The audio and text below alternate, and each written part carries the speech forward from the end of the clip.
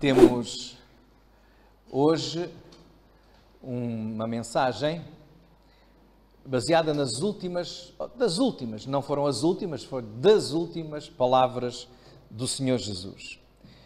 Temos falado sobre a morte de Cristo por nós, pela alegria de estarmos aqui como igreja. Ao longo deste culto temos falado e mencionado realmente como é bom nós pertencermos a este povo do Senhor. Mas povo que o Senhor não esquece em momento algum. E hoje eu convido os irmãos a abrirem as vossas Bíblias no Evangelho de João, no capítulo 17, onde nós podemos ver a preocupação que Jesus tem, ou o cuidado que Jesus tem com a sua igreja.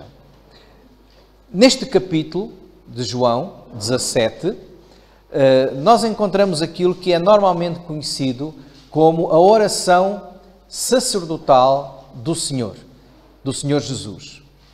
Uma oração que ele faz pelos seus discípulos, onde ele se apresenta como aquele que cumpriu a vontade de Deus, e não apenas pelos seus discípulos, ele ora também por todos aqueles que, pelo testemunho deles, dos discípulos e daqueles que vão continuar a obra de Deus, hão de crer nele. Ele diz mesmo: não rogo apenas por estes, mas por todos aqueles que pela sua palavra hão de crer em mim.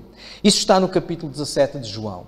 João, neste capítulo, mostra-nos não apenas uma oração que Jesus faz por nós, mas é muito mais do que isso. Nesta oração, o Senhor Jesus expressa aquilo que é a sua vontade para cada um de nós. Aquilo que Ele deseja para cada um de nós.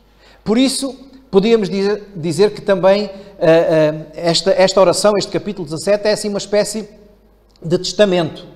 Quando alguém, antes de morrer, escreve um testamento, ele expressa no testamento o desejo que tem, a sua vontade para aquelas pessoas a quem ele deixa algumas coisas. Então podemos dizer quase que aqui Jesus diz o que é que Ele quer para mim e para ti.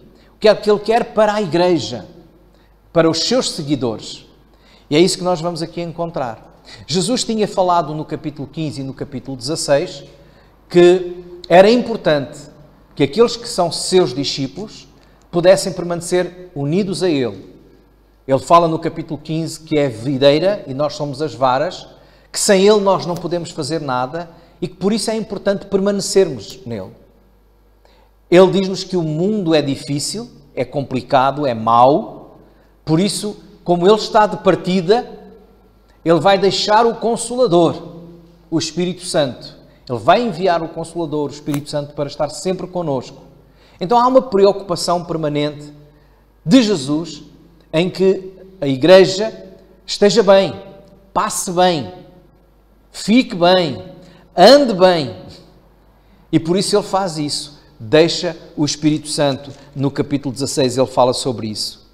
Mas avisa todos os seus seguidores que, e não apenas nestes capítulos, mas em outros lugares, Ele diz que o mundo jaz no maligno, ou seja, o mundo está morto debaixo da influência do maligno.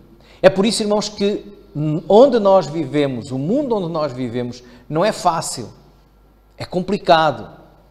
E é por isso que o Senhor Jesus ora por nós e expressa aquilo que é o seu desejo.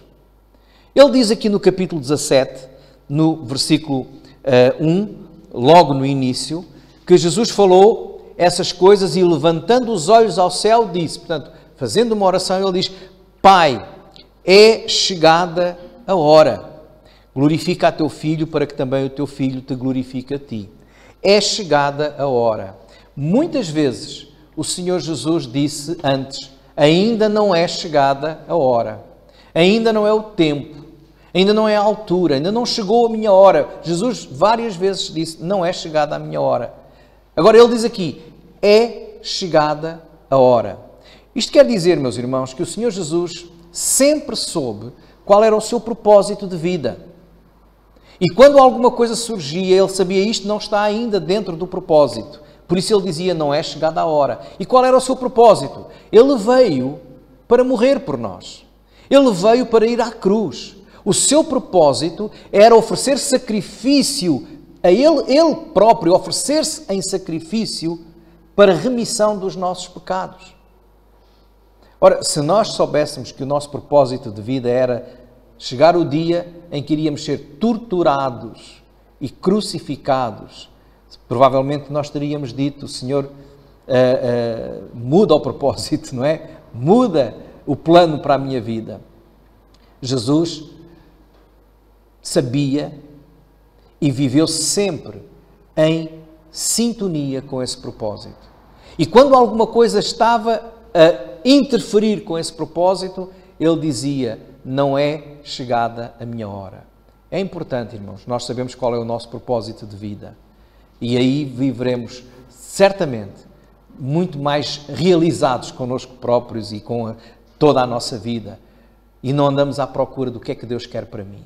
Ora, para nos ajudar, o Senhor Jesus, nesta oração, acaba por mostrar qual é o propósito que Ele tem para nós. Os pedidos que Ele faz ao Pai mostram o seu desejo, aquilo que Ele quer para nós. Por isso Ele pede por isso. Então nós vamos ler um pouquinho mais à frente e vamos ver o que é que Jesus realmente está a pedir ao Pai. Antes disso, deixem só ainda nos primeiros versículos, os versículos que vão até o versículo 8, onde o Senhor Jesus diz, por exemplo, no versículo 4, eu glorifiquei-te na terra, tendo consumado a obra que me deste a fazer. Ou seja, glorificou o Pai, vivendo e cumprindo esse propósito de que eu falei. Depois ele diz, manifestei o teu nome aos homens que do mundo me deste, eram teus e tu nos deste e guardaram a tua palavra. Jesus mais uma vez refere que ele fez aquilo que Deus, o Pai, queria. E uma das coisas que aqui deixa bem claro é que nós somos dele, aqueles que tu me deste. Várias vezes ao longo deste capítulo o Senhor repete esta frase, os que tu me deste, aquele que me deste. Então isso significa que nós somos dele. E por isso nós lhe chamamos Senhor, porque Ele é o nosso dono. Nós pertencemos a Jesus. E agora queremos viver a sua vontade. Eu penso que é essa a vontade dos irmãos, ou o desejo, viver a vontade do nosso Senhor, não é? E Ele aqui expressa essa vontade. Então vamos continuar, porque este capítulo é tão rico, que se nós fôssemos falar sobre todas as coisas, tínhamos assunto para meditar durante várias semanas. Mas hoje vamos resumir um pouco aqui esta oração. Versículo 9. Eu rogo por eles, não rogo pelo mundo, mas por aqueles que me deste, porque são teus. E todas as minhas coisas são tuas, e as tuas coisas são minhas, e nisso sou glorificado. E eu já não estou mais no mundo, mas eles estão no mundo, e eu vou para ti. Pai Santo, guarda em teu nome aqueles que me deste, para que sejam um, assim como nós. Estando eu com eles no mundo, guardava-os em teu nome. Tenho guardado aqueles que tu me deste, e nenhum deles se perdeu, senão o filho da perdição, para que a Escritura se cumprisse. Mas agora vou para ti e digo isto no mundo, para que tenham a minha alegria completa em si mesmos. A primeira coisa que o Senhor pede e que manifesta aqui como desejo seu é que o Pai nos proteja, que o Pai nos guarde. Com que propósito? Por que é que o Senhor pede ao Pai proteção para a sua igreja? Guarda-os, protege-os, está com eles. A preocupação de Jesus aqui, se nós pudéssemos dizer que Jesus se preocupava, não é? Mais do que preocupação, o desejo, a vontade, o que Ele quer ver em nós, está aqui expresso, onde Ele diz, para que tenham, versículo 13, a minha alegria completa em si mesmos. Para que o meu gozo, a minha alegria se cumpra neles. E aqui temos o primeiro desejo do Senhor Jesus para a sua igreja, para cada filho seu. que nós sejamos alegres. O Senhor Jesus deseja ver nos seus filhos alegria. A alegria não aquela que vem da folia, da festa, da algazarra. Há pessoas que, para estarem alegres, precisam ter muita gente à volta. Para estarem alegres, precisam de ter tudo a correr bem na sua vida. Para estarem alegres, precisam de ter muita comida, bebida, música. Mas quando tudo isso acaba, ou quando não há nada disso, não há alegria.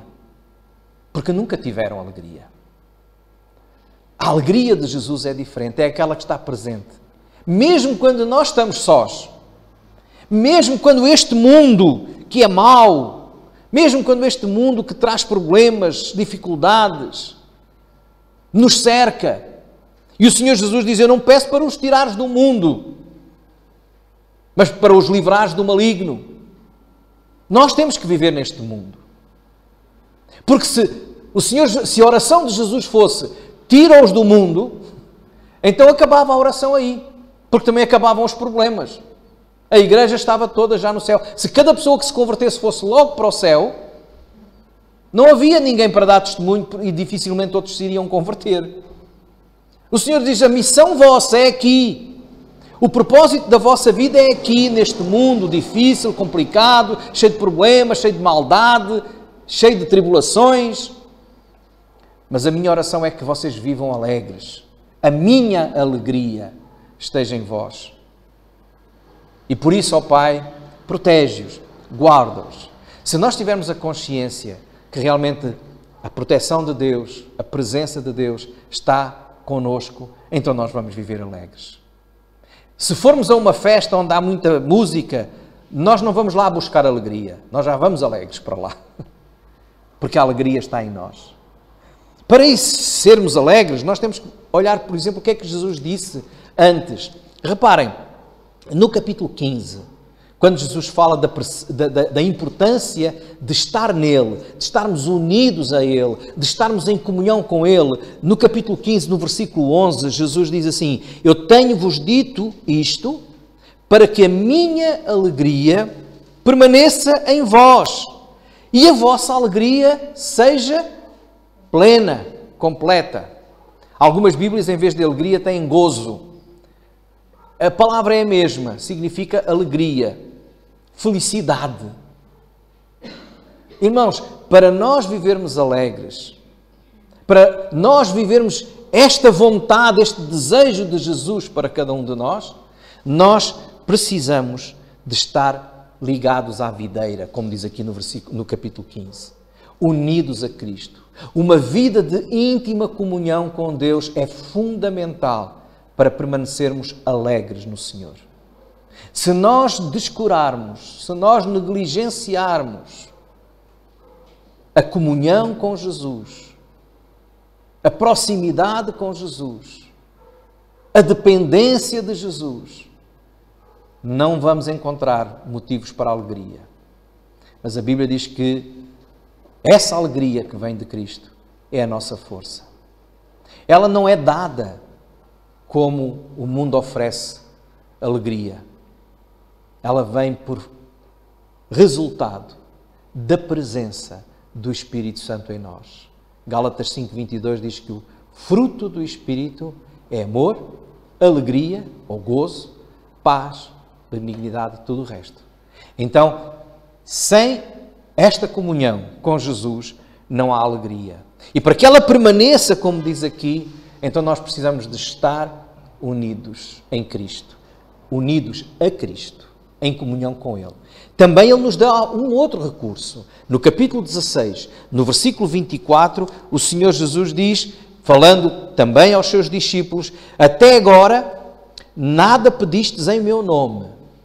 Pedi e recebereis. Para quê? Para que a vossa alegria seja plena, se realize, aconteça. Então, intimidade com Jesus, comunhão com Jesus, com este recurso à oração, quando problemas atacam, quando dificuldades surgem, temos este recurso, orar, falar com Deus, apresentar, tal como Jesus fez agora aqui no capítulo 17, diante de Deus as nossas ansiedades, os nossos desejos. Isto traz alegria ao nosso coração. E vivendo em alegria, nós vivemos aquilo que Deus quer para nós. Qual é a vontade de Deus? Qual é a vontade do Senhor Jesus expressa no final da sua vida, para mim e para ti? Que sejas alegre. Isto não quer dizer, irmãos, que nós não choramos, às vezes de tristeza ou por outros motivos. Jesus também chorou. Isto não quer dizer que nós não temos problemas ou dificuldades. O Senhor mesmo avisou, no mundo tereis aflições. Mas o que isto quer dizer é que quando nós estamos realmente em Cristo, nós passamos por todos esses momentos sem perder a alegria da nossa salvação, sem perder a alegria de viver com Cristo, sem perder a alegria da esperança que temos em que Ele está no controle e a certeza que Ele nos está a guardar. Eu estou feliz porque esta situação é dura, mas Ele está-me a guardar, Ele está-me a proteger. Como lemos no Salmo no início do culto, Ele é o nosso refúgio e fortaleza, socorro bem presente na angústia. O desejo de Jesus para ti, a vontade de Jesus expressa nesta oração é que tu sejas uma pessoa alegre. Então, porquê? Às vezes andamos aí tão cabisbaixos, tão cara comprida. Agora alguns ainda disfarçam atrás da máscara, não é? Mas os olhos também falam. Os olhos também mostram. E o crente não tem razão para não ser feliz, para não viver alegre. Essa é a vontade de Deus para ti. Jesus a expressou bem clara nesta oração. Então, às vezes perguntamos, Senhor, o que é que tu queres para mim? E Ele vai-te responder, que sejas alegre. Alegra-te em mim. Então vamos viver esta alegria. Mas o Senhor faz aqui um outro pedido, um outro desejo. Expressa aqui uma outra vontade. Está no versículo 17, mas nós como parámos há pouco no versículo 11, aliás, parámos no versículo 13, vamos agora ler a partir do versículo 14. Dei-lhes a tua palavra, versículo 14, e o mundo os odiou, porque não são do mundo, assim como eu do mundo não sou. Não peço que os tires do mundo, mas que os livres do mal. Ou algumas versões dizem também os livros do maligno. Não são do mundo como eu do mundo não sou. Santifica-os na verdade. A tua palavra é a verdade. Assim como tu me enviaste ao mundo, também eu os enviei ao mundo. E por eles me santifico a mim mesmo, para que também eles sejam santificados na verdade. Eu não rogo somente por estes, mas também por aqueles que pela sua palavra hão de crer em mim. Então, a segunda coisa que Jesus aqui expressa como desejo seu é a nossa santificação, a nossa santidade. Já temos falado ultimamente sobre isso. A Bíblia diz que é importante que nós não se esqueçamos de viver em santidade. Sede santos como é santo o nosso Deus. Sem santidade ninguém verá a Deus. Então a santidade aqui tem dois aspectos. Por um lado, a limpeza do nosso coração, a purificação da nossa vida, mas por outro lado também a consagração. A palavra santidade ou santificação, santificar, significa estar à parte para um propósito. Nós apartamos-nos do pecado, afastamos-nos do pecado para servir a Deus, para nos consagrarmos a Deus. Este é o desejo do Senhor Jesus para cada um de nós. Que vivamos vidas santas, que sejamos santificados, vivendo vidas limpas e vidas consagradas. Esta santificação começa quando nós ouvimos a palavra de Deus e nos entregamos a Ele. Nos separamos para Ele.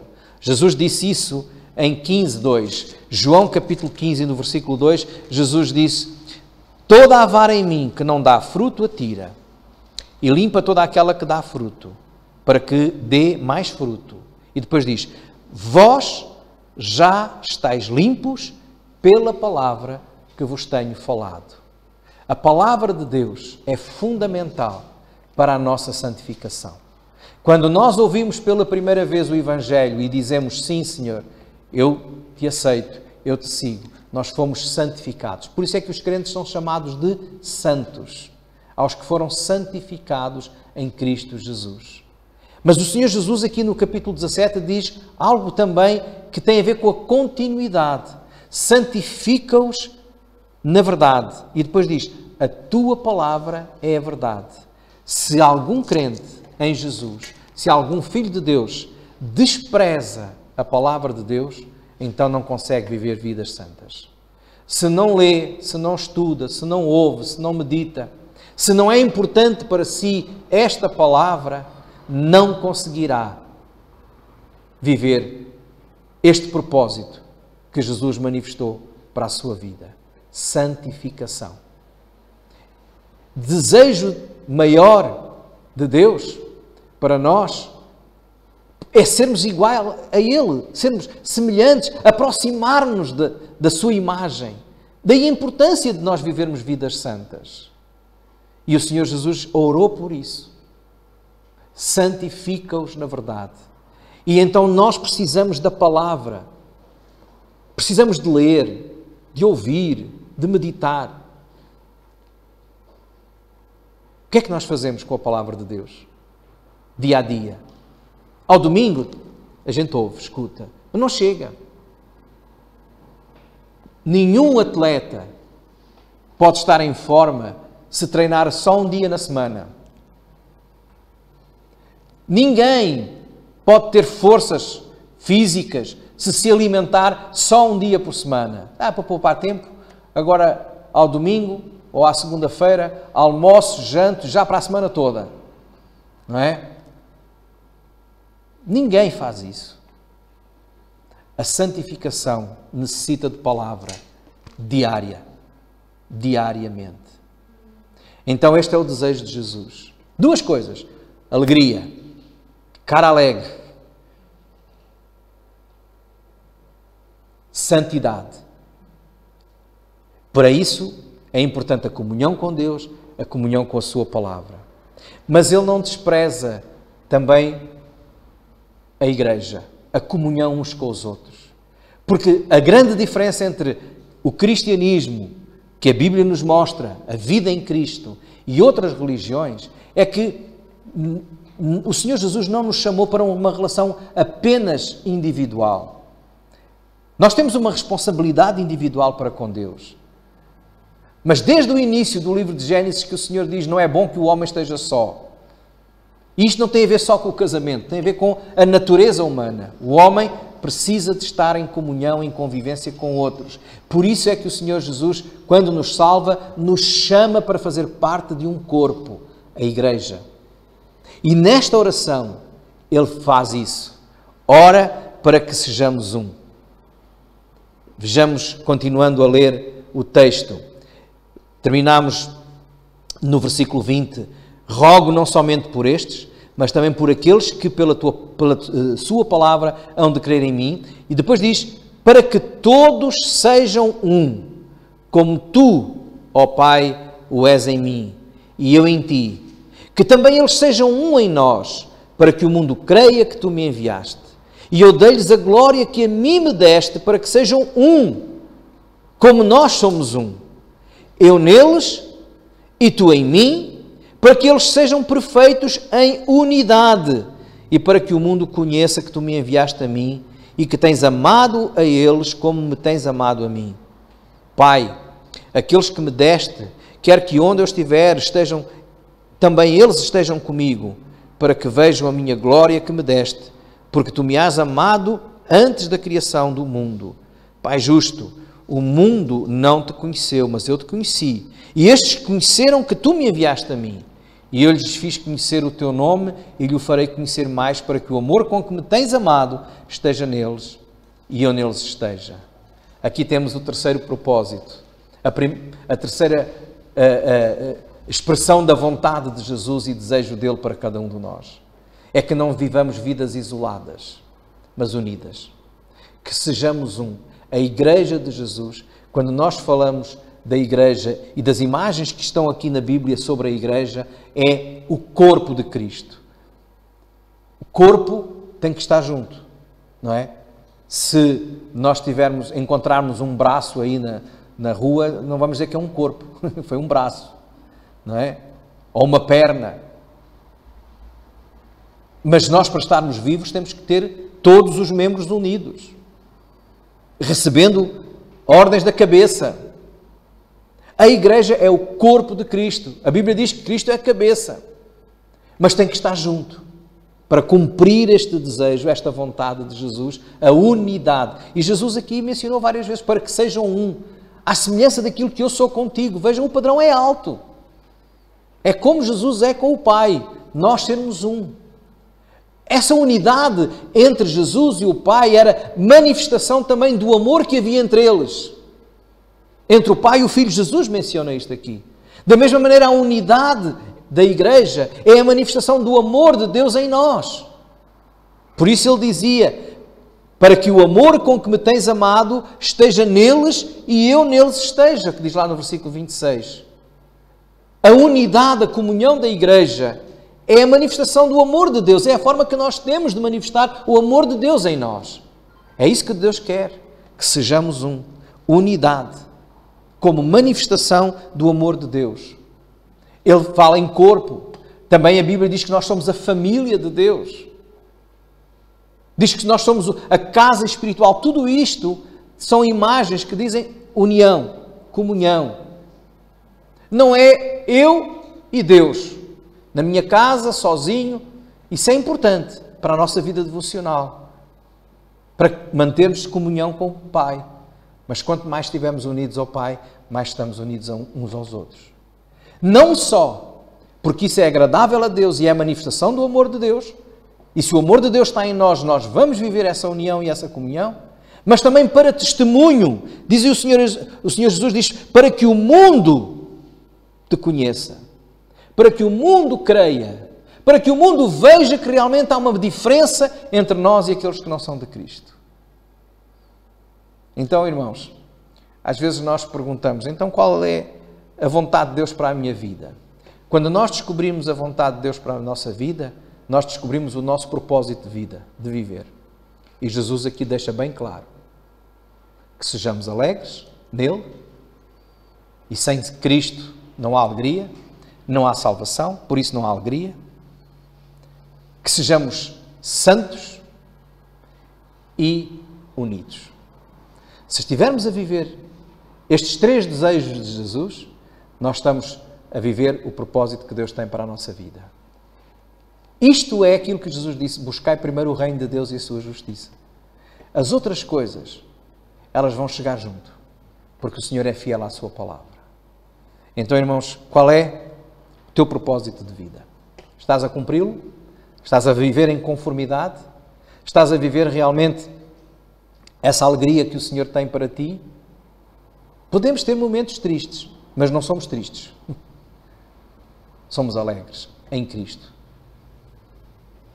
Podemos falhar ou pecar neste mundo que é tão mau, mas não vivemos no pecado, vivemos vidas santas diante dele. Podemos, às vezes, estar longe e separados uns dos outros, mas mantemos-nos em comunhão e em intimidade, porque essa é a vontade de Deus para nós. E quando assim vivemos, nós estamos a cumprir o propósito de Cristo para cada um de nós. E mais, estamos a viver aquilo para o qual Jesus deu a sua vida. Para vivermos em amor, em comunhão, para vivermos em alegria, para vivermos em santidade, há um preço que foi pago. Esse preço foi o preço da vida de Jesus.